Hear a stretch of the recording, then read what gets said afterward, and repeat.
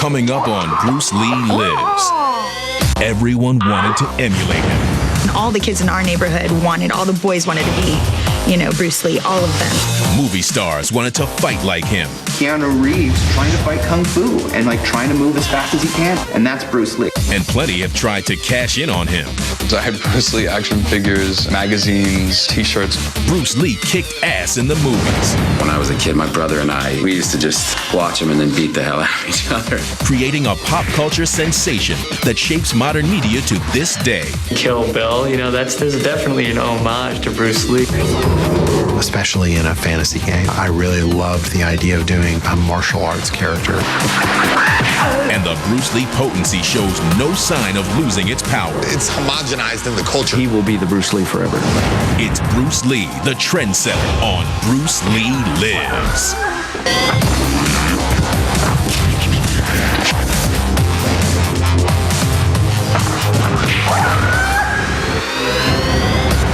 Interview, take one. Would you describe yourself as a Bruce Lee superfan? I am absolutely a Bruce Lee superfan. He was like the epitome of coolness. The shades and the hair and the clothes.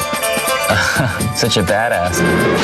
You can't think of Kung Fu films without mentioning his name. It was the first time that we had seen these awesome moves. I mean, he could use nunchucks and knock a fly off a wall with them from 6 feet away.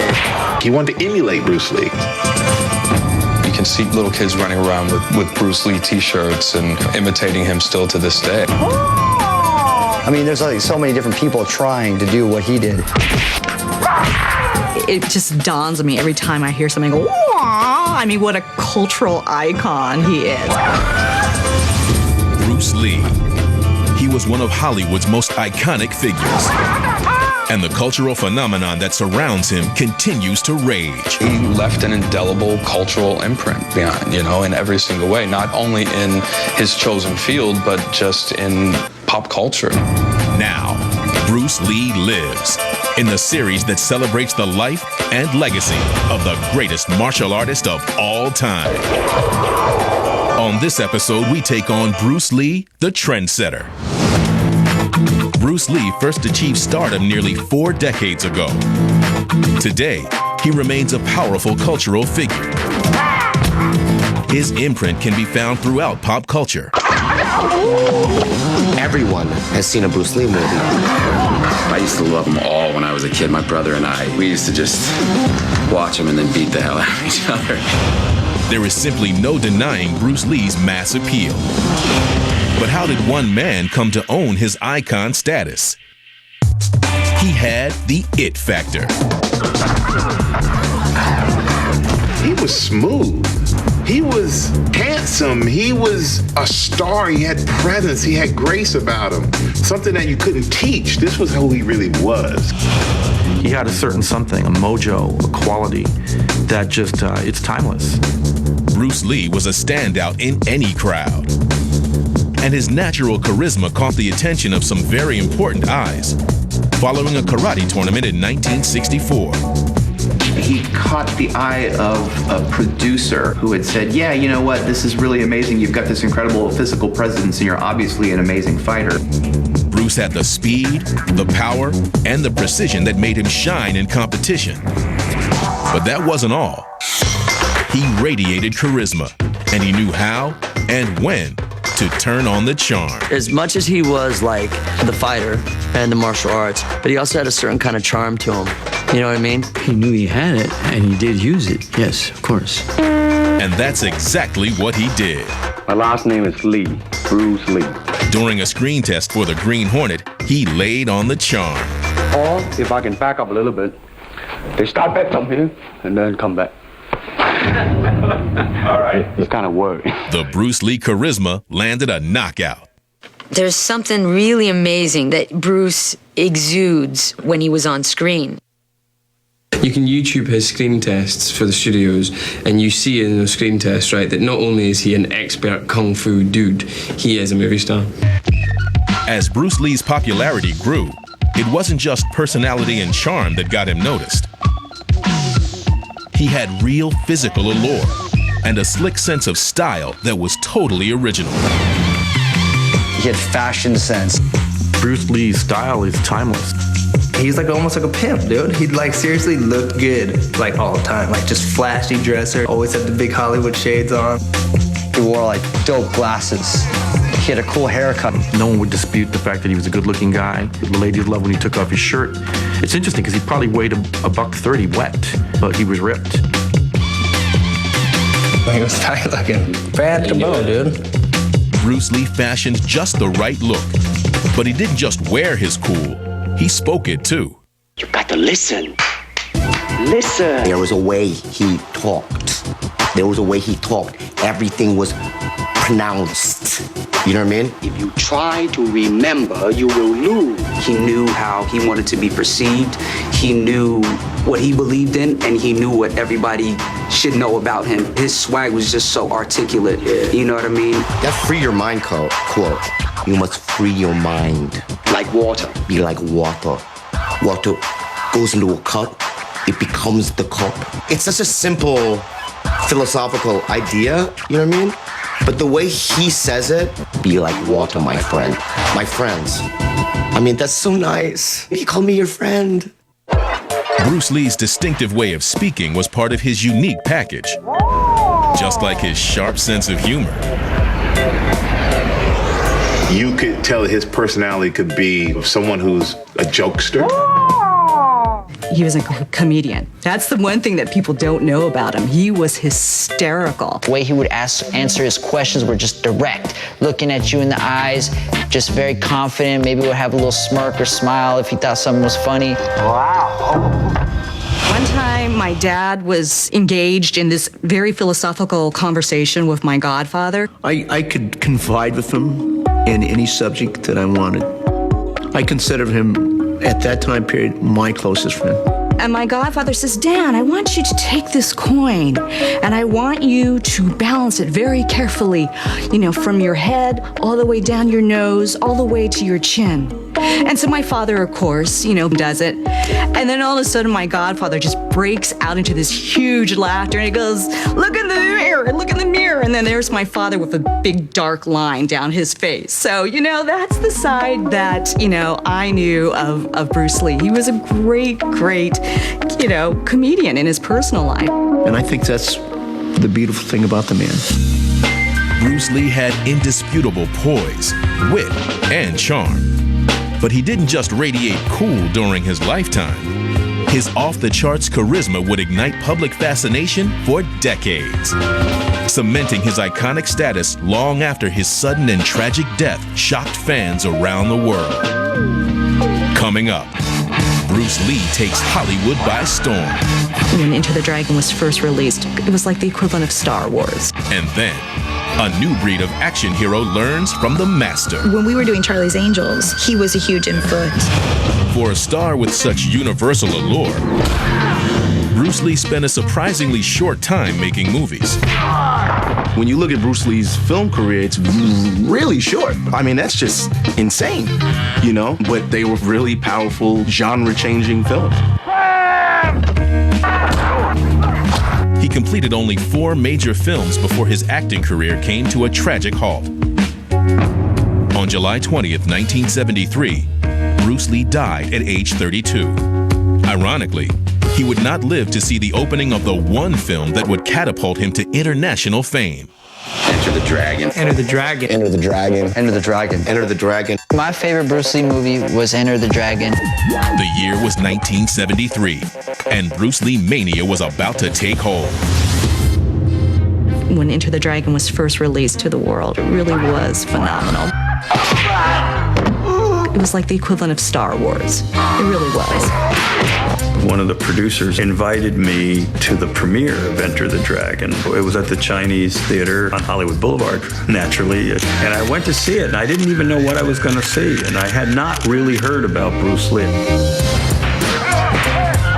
The movie is illuminated in every frame by the presence of Bruce Lee. But what's amazing about Enter the Dragon is how well written it is, how well structured it is, how beautifully it's shot. It made people realize in Hollywood, wow, here's a genre we've ignored. I think Hollywood had a real wake-up call that, there's something here. Meanwhile, the world got to see a star and to see this amazing man on the screen capture everybody's hearts and imagination. When I saw Enter the Dragon, I was watching a fresh hero. I was watching a hero I'd never seen before. Enter the Dragon was a massive hit, grossing over $90 million worldwide. Bruce Lee the man was gone, but demand for Bruce Lee the movie star began to skyrocket. Because of Enter the Dragon's success, everybody wanted more Bruce Lee films. Bruce Lee actually had been working on another film before he died, Game of Death. But production had been halted on the project so that Enter the Dragon could be completed first. Only 100 minutes of footage had been shot at the time of Lee's death, and the film had to be finished without him. When I found out that he actually died in the process of making Game of Death, it became that much more special to me to watch the whole process. And it was hard to think how to finish it without Bruce Lee. It's Bruce Lee, the trendsetter. When Game of Death resumed production in 1978, it relied on some fairly comical tricks to make up for its missing star. Rudimentary fighting techniques and body doubles weren't an ideal fix. Patience, that's not one of our virtues. But they did signal a new trend, finding ways to cash in on the Bruce Lee name. Everybody that had ever shook Bruce's hand that was into martial arts put his picture up on the wall. Good business. Suddenly, everybody wanted to make martial arts films. Everybody wanted to be the hotshot martial arts guy who just looks like $1 million while he's kicking the crap out of somebody. Everyone wanted to capitalize on the Bruce Lee money train. His movies gained a new audience as box sets of his classic films are released. Let's see what you're made of. Okay. And Kung Fu theater becomes a popular weekend program on television. The art of imitation also took hold, as Bruce Lee clones and spoofs on his original films became prevalent. There's a movie called The Last Dragon, which is almost like a spoof. Bruce Leroy, great movie. There was an old comedy called They Still Call Me Bruce. This is when the great era of Bruceploitation comes in which you basically took a bunch of guys, some of which, could throw a punch or a kick semi-well, some of which just looked Asian, the producers didn't care, and you gave them a name that sort of sounded like Bruce Lee, but he wasn't exactly Bruce Lee. The most well-used Bruce Lee impersonator was a guy named Bruce Lee. Bruce Lee, no one's gonna tell the difference, right? But the Bruce Lee difference still holds a dominant place in cinematic culture. Still today, his name is synonymous with, Kung Fu. Bruce Lee set a whole new standard for Kung Fu heroes. Killer athletic ability plus acting chops to boot. Chuck Norris. Chuck Norris is a good martial artist.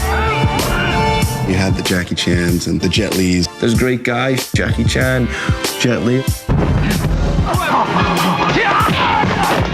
Would there be a Jackie Chan with no Bruce Lee? The fact of the matter is, we wouldn't know who Jackie Chan was, or who Jet Li was, or who a lot of these martial artists that have become huge in the last 20, 30 years. It all boils down to the fact that we still want Bruce Lee. Guys who have come after him, they've never been able to capture that look and that feel and that expertise. But it's not only martial arts stars that should bow to the master. Bruce Lee set the bar for modern-day action heroes across the board. There would be no Stallone and no Rocky and no Arnold and no Jason Statham, none of the sons of Bruce Lee without this guy pointing the way. Stallone can box. Those muscles are real. Jason Statham can fight. That's not fake. And you can see it now with all these guys that still have that kind of swagger about them, that sort of I'm a fighter kind of swagger about them. That dates back to Bruce Lee. When we were doing Charlie's Angels, he was a huge influence for us. Still to this day in the Bourne movies, we use the school that he started. We use their choreography. From Charlie's Angels to the Bourne Identity, the mark of Bruce Lee's brilliance remains a powerful force to be reckoned with. It's beyond legend status, you could say. Legends accomplish things, but he set the standard for things.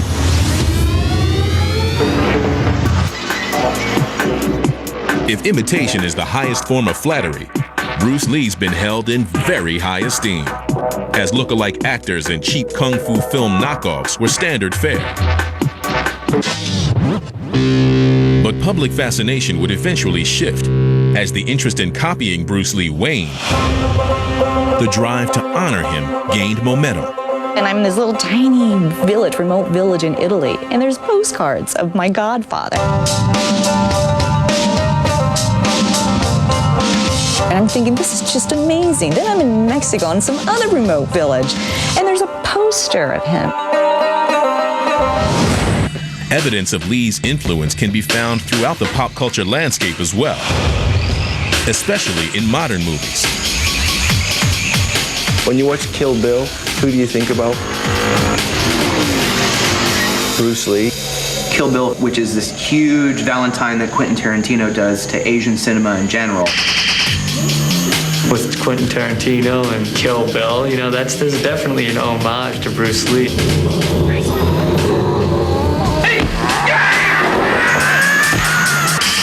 homogenized in the culture. We all know Game of Death. Like, we all know the yellow tracksuit.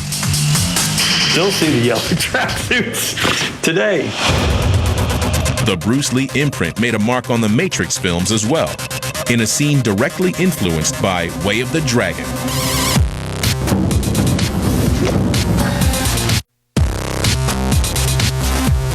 Is the way he moved those hands. The Bruce Lee aesthetic was really what was in force.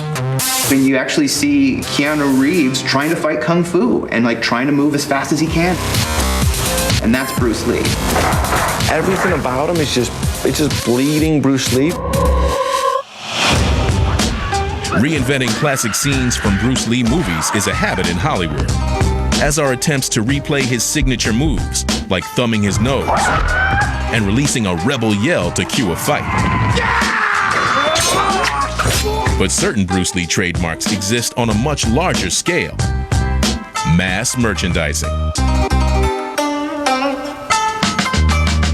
I had Bruce Lee action figures, magazines, t-shirts. I don't know anybody who didn't have a Bruce Lee poster back in the day. And I know there was at one point a line of martial arts products that had his name or his likeness on them, like the sparring pads that I had that were Bruce Lee. Even leaders in music and sports have shown their adoration.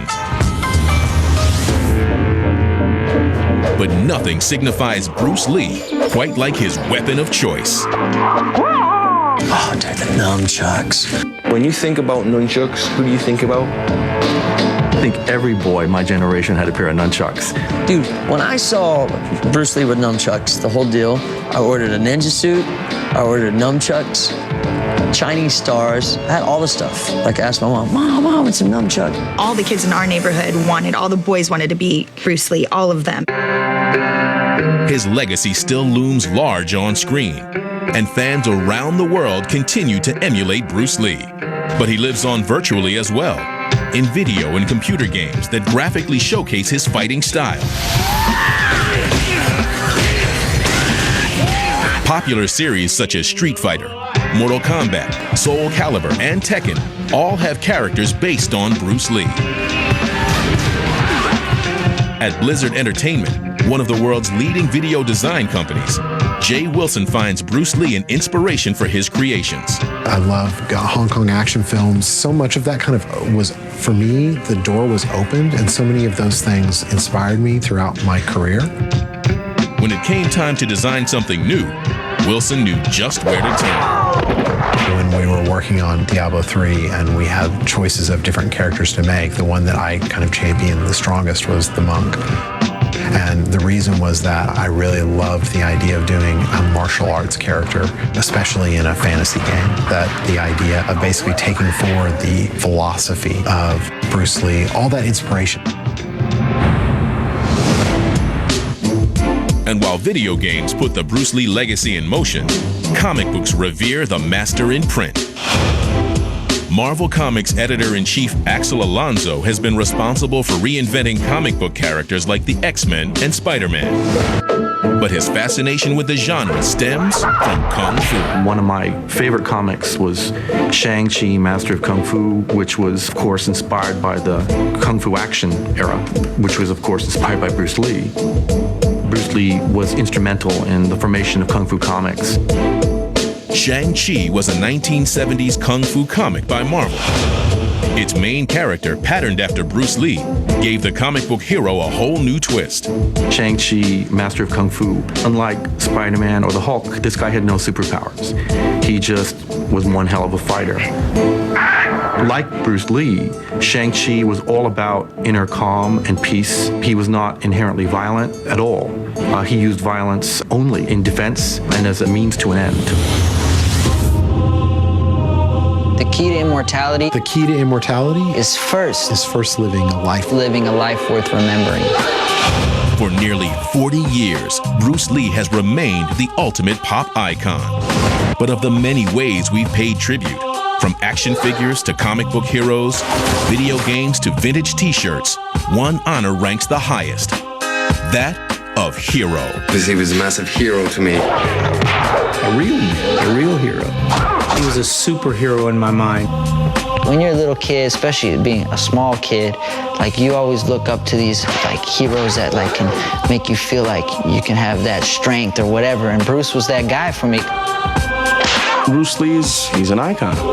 He owns it and will. I can't imagine there being another star that comes along that encapsulates the beauty, the power, the iconography of Bruce Lee.